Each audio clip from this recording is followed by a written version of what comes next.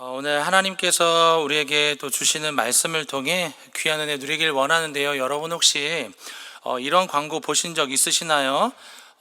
부흥, 하루만 세미나에 참여하면 30배, 60배, 100배의 열매를 맺을 수 있습니다라는, 여러분 혹시 전단지 보신 적 있으십니까? 아무도 없으시죠? 전 봤습니다. 전 어릴 적에 청년 때 그런 전단지나 그런 집회를 종종 봤던 것 같아요. 사모하는 마음으로 성도들과 사역자와 목회자들이 또 그 시간에 더 그 부흥을 갈망하는 마음으로 분명히 그 자리에 모였을 것입니다. 그런데 적어도 저희들은 알 수 있죠. 단 하루 만에 하나님의 말도 안 되는 그 30배, 60배, 100배의 부흥과 영광을 목도하는 것은 쉽지 않다라는 것이죠. 왜요? 여러분, 이 부흥이라는 것은요, 하나님이 주시는 것이기 때문이에요. 일방적으로 위로부터 내려오는 하나님의 은혜가 주어질 때 그 진정한 부흥, 하나님을 깊이 만나는 그 부흥이 저와 여러분들에게 우리 교회 가운데 임하게 된다라는 것이죠. 오늘 저녁 즈음에 늦은 오후에 중직자 기도회를 조금 전에 했는데요. 정말 많은 중직자 하나님의 일꾼들이 그 자리에 모여서 함께 예배했습니다. 얼마나 감사하고 감격스러운 시간인지 모르는데요. 이 은혜가 우리 교회 가운데 넘쳐났으면 좋겠다. 예전에 보니까 그런 말들 있지 않습니까? 막 촛대가 넘어간다. 촛대가 여기서 저리로 넘어간다. 그럴 때 저는 왠지 막 아쉬움들이 있었던 것 같은데, 그 은혜의 촛대가 우리 교회 가운데 넘쳐났으면 좋겠다라는 생각이 듭니다. 하나님의 끊임없는 은혜, 그 하나님의 끊임없는 임재와 영광이 우리 가운데 오랫동안 있었으면 좋겠다라는 그 생각이요, 오늘 중직자 기도회를 하는데 막 마음속에 들더라고요. 여러분, 그 오랫동안 하나님의 영광과 임재를 맛볼 수 있는 이유는 하나님을 갈망하는 자들, 어떻게 해요? 시편의 말씀을 보니까 헐떡이는 영성으로 그 하나님 앞에 갈망하는 자들이 모인 곳에 그 하나님의 임재와 하나님의 그 말씀의 영광을 누리는 줄 믿습니다. 우리가 그렇게 오늘 말씀을 통해 우리의 삶이 조명되어지길 원하는데요. 어떤 것일까요? 내 삶에 나는 진정한 부흥을 꿈꾸고 살아가고 있는가? 나는 아니면 조금은 안주하고 있진 않나? 하나님 앞에 어느 누군가처럼 사모함과 갈망함으로 하나님 앞에 움직이는 예배자로 서 있는가? 우리가 말씀을 통해 귀한 은혜 누리시길 축복합니다. 오늘 본문 말씀을 위해서 제가 이 본문 말씀 이전의 내용을 좀 간략하게 설명을 드리고 싶습니다. 여러분, 오늘 우리가 읽은 말씀은 사무엘하 6장 말씀인데요, 사무엘상 4장 말씀을 가면요, 이스라엘 백성이 블레셋에게 대패하게 됩니다. 이스라엘이 최초 4,000명이 죽었는데요, 그때 이스라엘의 장로들이 뭐라고 말하냐면, 언약궤를 가져와라. 그 언약궤만 우리 가운데 있기만 하면 우리가 적들의 손에서 우리를 구해낼 수 있을 것이다 라고 말했던 거예요. 그런데 그 후에 어떻게 된지 아십니까? 또 3만 명이 죽게 됩니다. 왜 죽었냐면 언약궤만 있기만 하면 무조건 이길 것이다 라고 생각한 거예요. 이 언약궤, 하나님의 궤, 이 법궤가 마치 부적 따위로 여긴 거예요. 무조건 잘 돼, 무조건 이겨, 이거는 될 게 아니야, 무조건 된다라고만 생각했던 것입니다. 여러분, 성경에 이들이 패배한 이유가 명확하게 적혀 있는데요, 사무엘상 4장 22절 말씀인데요, 우리 같이 함께 하나님의 말씀 읽도록 하겠습니다. 시작. 또 이르기를 하나님의 궤를 빼앗겼으므로 영광이 이스라엘에서 떠났다 하였더라. 아멘. 여러분, 명확하게 하나님의 말씀에 기록되어 있습니다. 하나님의 영광이 이스라엘을 떠났다. 그런데 여러분, 어떤 게 문제예요? 분명한 하나님의 영광이 떠났는데 당사자는 떠난 줄 모르는 거예요. 나는 아직 그 하나님의 영광 안에 거하고 있다라고 착각하고 있는 것입니다. 그렇다면 이 언약궤를 가지고 간 블레셋은 어떻게 됐을까요? 우리가 잘 아는 내용인데요, 이 법궤가 다곤 신전에 가지 않았습니까? 그런데 그들의 우상이 팔이 잘려나가기 시작합니다. 전염병으로 많은 사람들이 죽었습니다. 그래서 이 법궤가 그곳으로 옮기운 지 7개월 만에 다시 새 수레에 실어서 이스라엘의 벳세메스로 이동하게 된 거예요. 여러분 여기까지 이해가 되시죠? 그런데 이 벳세메스의 사람들이 호기심에 그 하나님의 궤, 여호와의 궤를 보다가 또 70명이 죽습니다. 그 후 이제 마지막이에요. 이 언약궤가 기럇 여아림의 아비나답의 집에 20년 동안 보관되어 있었던 거예요. 여러분 20년 동안 움직이지 않은 그 언약궤, 다윗이요 그 언약궤를 가지고 오는 장면, 이동하는 장면이 바로 우리가 잘 아는 오늘 사무엘하 6장 말씀이에요. 다윗이 이 통일된 이스라엘의 왕이 되지 않았습니까? 그럼에도 불구하고 남과 북은 여전히 하나 되지 않았습니다. 하나 되지 못했습니다. 그래서 다윗이 시도하고자 했던 것이 무엇이냐면 이것을 하나 되게 하는 방법은 예배밖에 없다라고 생각했습니다. 예배로 하나 되게 해야 되겠다라고 생각한 거예요. 그래서 이 하나님의 궤를요 다윗성으로 모셔오려고 했던 거예요. 여러분 너무나 좋은 뜻 아닌가요? 이전에 블레셋을 물리쳤던 이스라엘의 3만 명의 군사를 다시 소집하기 시작합니다. 그리고 바알레 유다 기럇 여아림으로 향합니다. 이 산 위에 있는 이 아비나답의 집에 도착하여서 이 하나님의 궤를 우리가 잘 아는 것처럼 새 수레에 싣고 아효와 우사가 그것을 감당하며 이동하기 시작합니다. 여러분 한 번만 더 상상해 보세요. 이 이동하는 장면이 얼마나 어마어마하고 웅장했을까요? 이제 수많은 악기들로 연주가 시작됩니다. 그런데 우리가 잘 아는 것처럼 돌발 상황이 생기게 되죠. 이 산 위에 아비나답의 집에서 잘 내려왔고 나곤의 타작마당에 이르렀는데요. 그곳은 약간 광장 같은 곳이었는데 그때 소가 날뛰기 시작했다라는 것입니다. 웬만해서 소가 날뛰는 장면 여러분 본 적 없으시죠? 이유 없이 날뛰기 시작하는 거예요.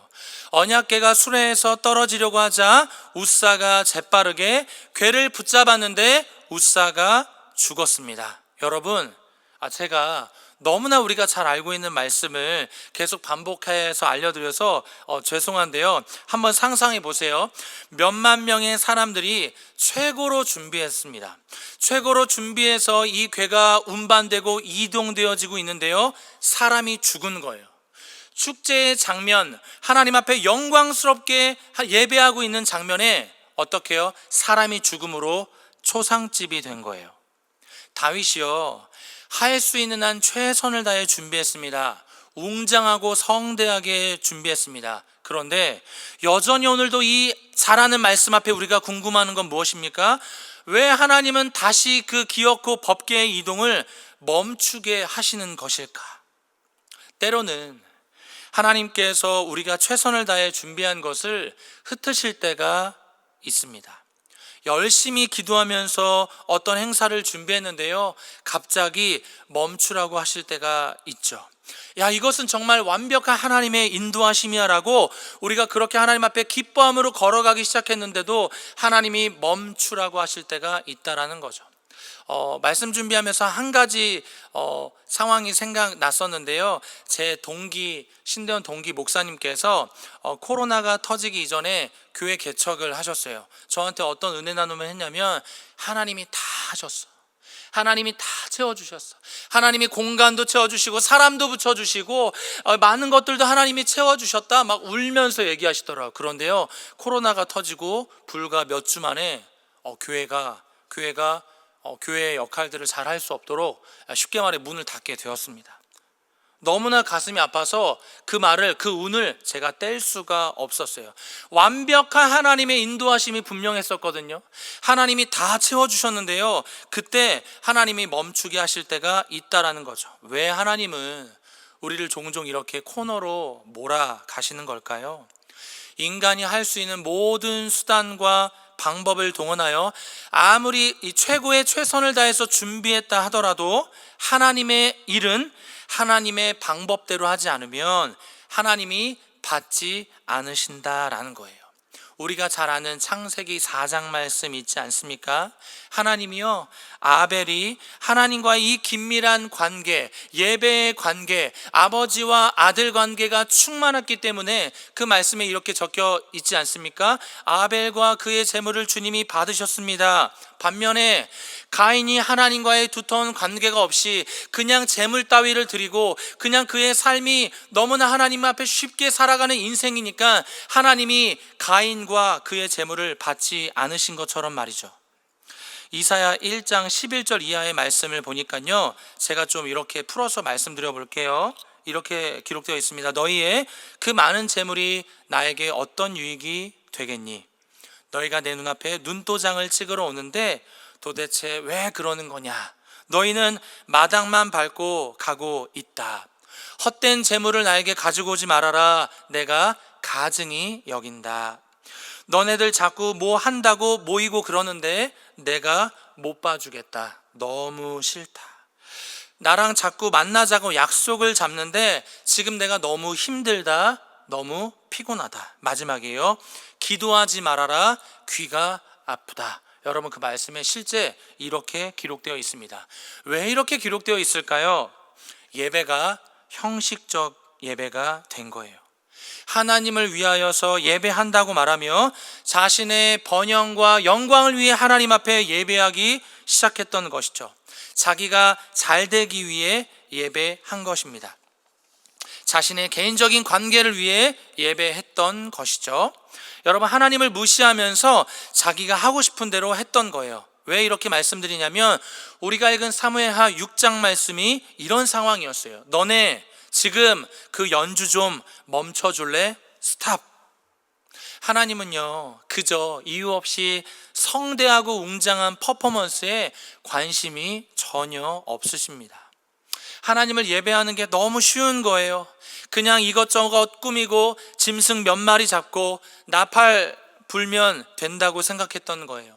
하나님을 두려워하지 않으니까 내가 하고 싶은 대로 했던 거예요. 그래서 우사가 죽은 것입니다. 여러분, 성경이 우사의 죽음을 어떻게 말하는지 우리 한번 말씀 읽어보겠습니다. 6장 7절 말씀입니다. 같이 있습니다. 시작. 여호와 하나님이 우사가 잘못함으로 말미암아 진노하사 그를 그곳에서 치시니 그가 거기 하나님의 궤 곁에서 죽으니라. 아멘. 여러분, 명확하게 쉽게 기록되어 있죠. 우사가 잘못했다. 우리가 들었던 말씀처럼 민수기 4장 15절 이하의 말씀을 보면은 이 하나님의 궤는 레위지파의 고아 자손이 메어야 한다. 세술에 실으면 안 된다. 그 성물을 만지면 어떻게 해요? 죽는다라고 명확하게 기록되어 있지 않습니까? 여러분, 우사의 죽음이요, 제법 너무나 억울해 보입니다. 그런데 그 죽음의 이유가 무엇인가요? 우사는 말씀대로 하지 않았기 때문입니다. 여러분, 우사의 이름의 뜻이 무엇인지 아십니까? 고집, 힘, 능력이란 뜻을 가지고 있습니다. 하나님의 말씀을 무시하고 자신의 고집대로, 자신의 힘대로, 자기 능력대로 하다가 죽게 된 것입니다. 여러분, 이 말씀이 우리에게 주시는 메시지가 무엇일까요? 너희의 고집과 힘과 능력과 너희의 방법대로 하나님을 예배하면 안 된다라는 거예요. 여러분, 사랑의 하나님이신데 이렇게 생명을 빼앗아 가시나요? 라고 생각하시는 분들 분명히 계실 거예요. 여러분, 그런데요, 이렇게 한번 생각해 보세요. 사람이, 하나님이 아니라 유한한 인간인 사람이 하나님의 궤를 세울 수 있다고 생각하는 것 자체가 교만 아닐까요? 하나님, 잠깐만요, 멈춰보세요. 군대에서 배운 용어로 잠시 대기. 자신의 생각대로 하나님을 끌어간다는 이 자체가 여러분 잘못된 것 아닌가요? 우사가 하나님의 말씀을 기억했다면, 하나님의 말씀을 붙들고 있었더라면 절대 만지지 않았을 거예요. 20년이라는 긴 세월 동안 하나님의 임재를 상징하는 언약궤가 이 아비나답의 집에 있었잖아요. 그런데 어떻게 해요? 우습게 여겼다. 그거에 대한 갈망함이라든지 관심이 하나도 없었다라는 것입니다. 우리 사랑하는 성도님들, 질문하고 싶습니다. 오늘 우리 성도님들의 마음은 어떠시나요? 하나님을 예배하는 마음, 이 예배에 대한 기대함이 넘쳐나십니까? 불일 듯 일어나고 계시나요? 예배에 대한 기대함이 없다는 것은 하나님을 무시하는 것과 같습니다. 여러분, 하나님은 어떤 분이시나요? 온 우주 만물의 주인이신 줄 믿습니다. 제가 강단에서 늘 표현하는 건데요, 저는 이 표현을 할 때 저는 감격스러워서 두고두고 합니다. 하늘의 구름이 같은 동선으로 움직인 적이 단 한 번도 없고, 제가 그렇게 많이 저 강원도라든지 저 바다에 가도요, 그 수많은 파도의 출렁임이 같은 동선으로 그림을 그려낸 적이 단 한 번도 없는 창조적인 하나님의 영광이요, 언제요? 오늘도 그려지고 있다라는 거예요. 그 하나님의 무한한 그 능력이 언제요? 다른 이들에게 아니요, 오늘 우리의 눈앞에 펼쳐지고 있다라는 거예요. 이 말씀은요, 오늘도 여전히 하나님의 새로운 그 은혜가 부어지고 있다라는 것입니다. 그렇다면 그 은혜가 끊기지 않기 위해, 그 하나님의 부흥을 영영히 맛보기 위해 예배의 성공자, 어떻게 하면 그 성공자 하나님을 기쁘시게 할 수 있을까요? 우리에게 주시는 이 약속의 말씀을 믿고 부르신 자리를 지켜내는 예배자가 될 때 가능한 줄 믿습니다. 여러분, 하나님은요, 우리가 준비하는 것들에요, 절대로 묶이시는 분이 아니세요. 하나님, 제가 완벽하게 준비했습니다, 받으세요. 여러분, 본문에 이런 내용이 있는 거예요. 6장 10절 말씀에 다윗의 반응이 있는데 우리 같이 한번 읽어보겠습니다. 시작. 다윗이 여호와의 궤를 옮겨 다윗 성 자기에게로 가기를 즐겨하지 아니하고 가드 사람 오베데돔의 집으로 메어간지라. 아멘. 이 다윗, 이 장렬한 이 움직임, 이동 가운데 하나님과 충돌한 장소를 베레스 우사라고 하지 않았습니까? 다윗이 하나님의 궤를 이동하기를 즐거워하지 않았습니다. 즐겨하지 않았습니다. 거부한 거예요. 좀 더 다르게 말하면 화가 난 것입니다. 굉장히 분했습니다. 왜 분했을까요? 성대하게 준비했다 이거예요. 내가 지금 왕이다, 왕이라는 거예요. 옆에서 자신을 쳐다보는 사람이 몇 명이요? 수만 명이 지금 나를 주목하고 있다라는 거예요. 그래서 뭐예요? 민망하다는 거예요. 여러분, 이 말씀을 통해 우리가 깨닫고 싶은 것이 있습니다. 무엇일까요? 하나님을 예배할 때 중요한 것은 나의 체면을 내려놓아야 된다라는 거예요. 제가 이전에 여러분 중등부에서 설교할 때였는데요, 설교할 때 조곤조곤 설교했습니다. 그런데 어떤 증상이 일어나나요? 중등부 친구들 바로 기절합니다. 그래서 제가 어떻게 했냐면 안 졸게 하려고 영적인 밀당을 시작했어요. 제가 야 이러면서 안 졸게 했는데 여전히 졸죠. 오버를 했어요. 그렇게 설교를 했는데 어느 날 주일 예배 마치고 집에 돌아왔는데 제 처가 저에게 이렇게 말하는 거예요. 원맨쇼 혼자 보기 아깝네 라고 하는 거예요. 그래서 제가 집에서 약간 기분이 나빠서 제가 했던 그 영상이 너튜브에 업로드 되어 있어서 제가 봤어요. 그런데 어떤 마음이었는지 아세요? 씁쓸하더라고요. 제 모습이. 어떤 생각이 더 들었는지 아세요? 잘 들으세요. 이렇게까지 해야 되나 라고 생각했어요. 제가. 왠 줄 아세요? 교사들이 한 70명 됐어요. 학생들이 한 200명 정도 있었습니다. 그리고 이런 생각까지 했어요. 이게 너튜브에 나가면 지금 내 믿음의 동기들, 친구들, 동역자들이 볼 텐데 이런 생각이 들더라고요. 제가 체면 따지고 있더라고요. 내가 뭐가 되겠어라고 생각하더라고요. 여러분, 실력도 없는 사람이 체면 따지다가 애들 다 자면 어떡합니까? 애들 비 맞히다가 나이스한 설교자? 아니요, 설교자도 아니에요. 그냥 나이스한 한 사람의 목회자, 그냥 뭐 출근했다 집에 가는 그런 사람 되면 어떡합니까? 한 사람이라도 덜 졸게 해야 되겠다. 이들이 깨어서 예배할 수만 있다면 얼마든지 망가질 수 있겠다라고 제가 생각했던 거예요. 그리고 이렇게 적용했어요. 지금 신선호 정신 차려. 체면 따질 군번이 아니야. 실력도 없는 사람을 하나님이 부르셨는데 여러분, 그 자리에서 누가 나를 어떻게 생각하든 그게 뭐가 중요합니까? 그 자리에 세우신 하나님 앞에 그저 감사했어요. 내가 만난 그 하나님을 이 친구들이 이 어린 영혼 때 만나기만 한다면 얼마나 위대한 친구들이 될까라고 생각하면서요, 사실은 쇼를 했습니다. 여러분 기억하십시오. 내 체면보다 부르심이 중요한 줄 믿습니다. 여러분, 나의 자존심보다 부르심이 중요한 줄 믿습니다. 여러분, 다윗이요, 이걸 깨닫게 된 거예요. 이 영혼이, 이 다윗이요, 하나님의 궤 앞에, 하나님의 임재 앞에 서는 믿음의 자세가요 180도 달라집니다. 언약궤가 오베데돔의 집으로 가지 않았습니까? 3개월 있었는데요, 그곳이 복을 받기 시작했던 거예요. 이 소식을 들은 다윗이 안 되겠다, 이 언약궤를 다시 다윗성으로 옮기기 위해 준비하기 시작하는데, 우리 12절 말씀 같이 한번 더 읽어보겠습니다. 시작. 어떤 사람이 다윗에게 아뢰어 이르되 여호와께서 하나님의 궤로 말미암아 오베데돔의 짐과 그의 모든 소유에 복을 주셨다 한지라. 다윗이 가서 하나님의 궤를 기쁨으로 메고 오베데돔의 집에서 다윗성으로 올라갈세. 아멘. 화가 났던, 분했던, 너무나 하나님의 행렬을, 그 법궤의 행렬을 거부했던 다윗이요, 3개월이 지난 지금요, 기쁨으로 다시 언약궤를 매기 시작했다라는 거예요. 여러분, 저희도 영적으로 다운될 때 기쁨이 아니라 때로는 아쉽게도 이 힘듦 가운데 주님 앞에 설 때가 분명히 있지 않습니까? 그런데 어떻게 하면 다윗이 그 기쁨으로 하나님의 궤 앞에 설 수 있었을까? 여러분, 우리가 궁금해야 되지 않겠습니까?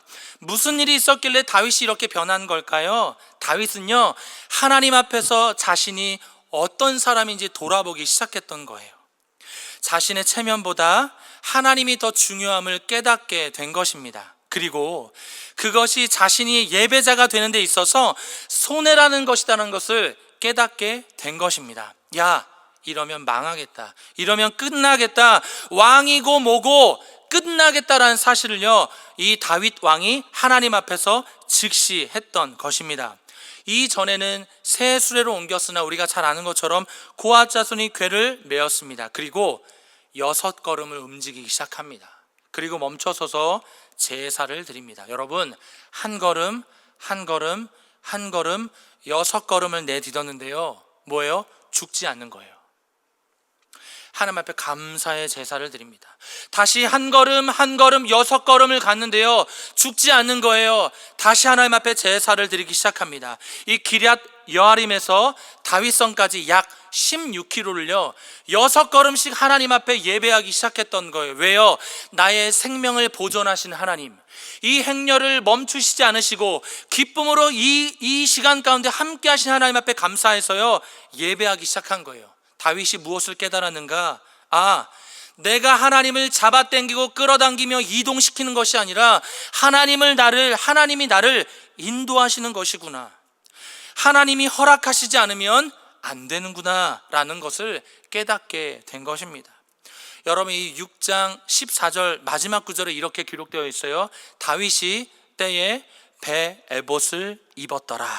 여러분, 이전엔 왕의 의복을 입으면서 왕의 행세를 했던 다윗이 이제는 제사장이 입었던 에봇을 입기 시작했던 거예요.